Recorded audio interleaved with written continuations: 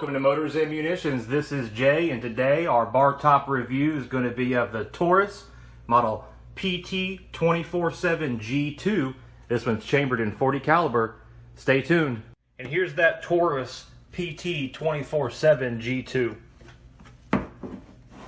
So we're going to do a couple of things here today. First and foremost, I'm going to show you what you get when you purchase one of these. We'll start off up here up top. You come with some back straps, 3 different sizes. You have large, medium, and small, and those interchange with a pin, and we'll kind of go into that a little bit later. You also get a bore brush, 2 15-round magazines. Both of these magazines do have a pinky extension on them that's not removable. But also, these magazines do not work with any other Taurus model handguns that I'm aware of. I could be wrong, but that's what I think. Also has 2 keys. Each of them have a key to disable the handgun with Taurus's safety lock, which I'll show you in a little bit. And then one has basically a punch to be able to push out. I'm assuming the only reason would be unless you really needed to disassemble the gun. You can do it with this punch, but the main reason is to be able to change your back straps out. And the other is a flathead, and that is to adjust the rear sight on this, which comes with both a windage and elevation adjustment. A speed loader is another thing that you get. It works okay. It only works with these magazines. I've tried it with other ones. It doesn't. It's not a universal one. It will work for 9mm and .40 caliber, obviously, but that's it. And then we'll kind of get into the handgun. I'm going to leave this out to be able to show you that. A couple other things here. We'll get this out of the way. First thing I want to start by doing is making sure that it's safe. You can see there the magazine well is empty, and there is nothing in the chamber.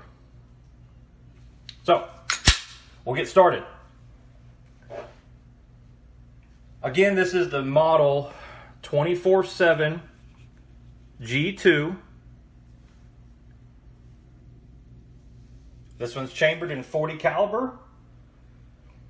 Has a stainless steel slide with a polymer lower, or grip assembly is what some people call it.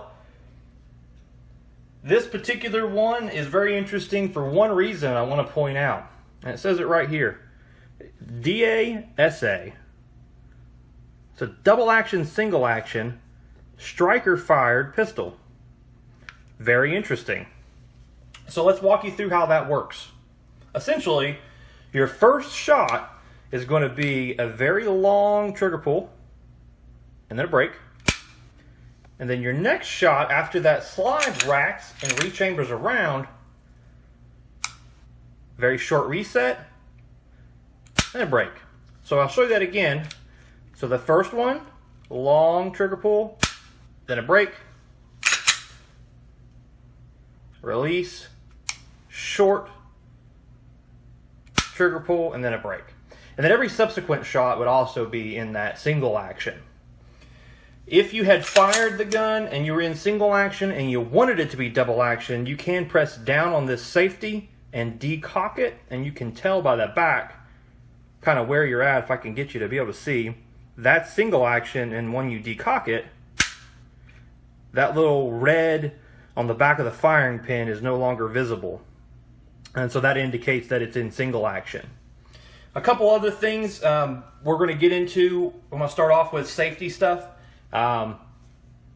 This has several safeties, from your decocker and typical thumb safety.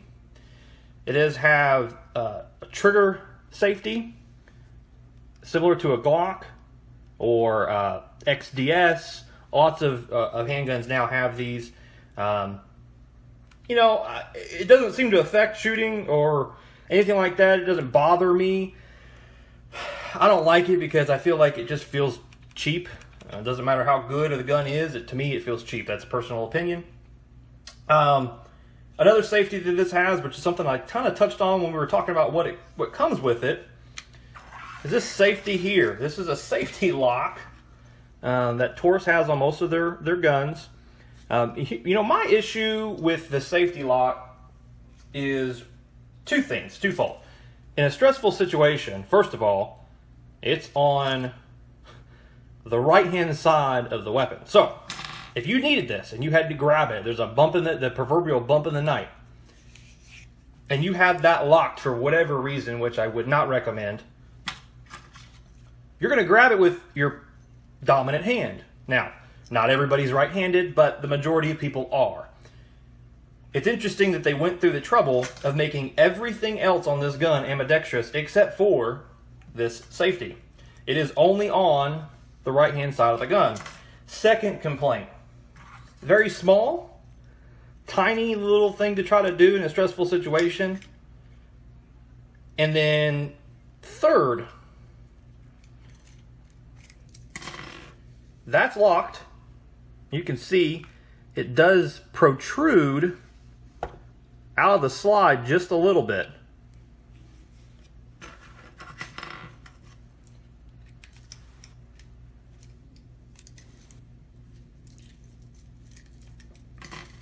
And that's unlocked. Now it's pushed back. But that's it. That's all you got. It's the only way for you to know that that's locked or unlocked. When you have the safety engaged, okay, that's what happens. That slide doesn't move. That trigger does have some take up. But that's it.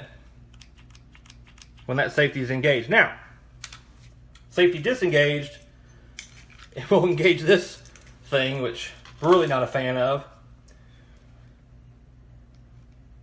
Pull the trigger, you can continue to pull, and that slide starts to come back. Now, it's not going to typically do that, but I don't like that at all. That trigger pull is, I'm used to this handgun, and I'm telling you that trigger pull is halfway to its break before it stops. And so, how do you tell? If you got the regular safety on, it works fine. As soon as you take that off. So, what am I supposed to do? If it's dark and I can't, okay, I mean, I can feel it maybe, okay, fine, but I just think it's a bad design. I don't think it has any real point. It sounds nice on paper. Somebody somewhere thought it was cool, but I just disagree. And if you know what, if you have a scenario where that works really well, and you've got a Taurus and you think that is just the cat's meow, drop it down below. I'd be really interested to hear why. I'll eat crow if I have to, but for me, I think it's a bad design. I think it's useless, and I just don't recommend using it. Now, moving on, we're going to talk about a couple other things. The trigger pull in general is got a little bit of a long take up, and it's a little gritty. It's not perfect, but this is a very reasonable gun. I think when I purchased it, I'm sure it was under $300 for this. It was $275 around there, I think. And for all you get, 2 magazines, the interchangeable back straps, the decent case, your bore brush, speed loader. I mean, it's a good deal. It's a stainless steel slide again. It does have a rail on it, and it served every purpose that I needed it for. It's a decent gun. It is accurate. As a matter of fact, because I've shot this more than almost any other handgun I have, this is what I took with me for my concealed carry range test. And I mean, you can put these almost right on top of each other. It really does shoot well when you get that nice single action after your first shot. It's very crisp. I didn't mean to take that back. I wouldn't go very crisp. I'm kind of, compared to others, maybe not, but it's definitely better than the double action. As far as reliability of this goes, I'm going to give it an 8 out of 10. I haven't had a lot of issues. The only issues I have had are a few failure to extract. Usually after it's been sitting a while and I haven't shot it, sometimes we'll get one caught up in there. Which reminds me, this also does have a chamber indicator, so you can tell when there's a round in the chamber. That little black piece pokes up just a little bit. But anyway, and then also I've had a couple of failure to, or not failure, but light primer strikes as of late, and I think that that's going to be mainly due to some cheap ammo. I put some, like, I think it was Blazer steel case in it, and when that happened, I haven't had the issue since. With the magazine in it, it's a decent size handgun. I mean, it's long. I don't have small hands, and I'm not even down on that grip or pinky extension that the magazine provides. So we're going to go over disassembly real quick, and also how to put on these back straps. It's pretty straightforward. Like I said, there is one pin here at the bottom, and this comes with a push pin on one and again a flathead on the other, but honestly you can use the flathead as the push pin just fine. So the other one, old one, comes off. Unfortunately, you have to have one on. You can't run it without. I mean, I guess you could, but that's really uncomfortable. You can see that there. Essentially just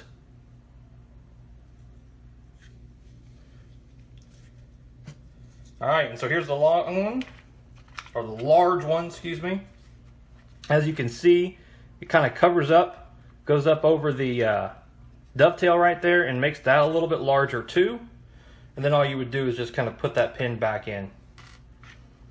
I don't like that one because I'll probably like the large one if it didn't go up over the dovetail, but I'm not a fan of that.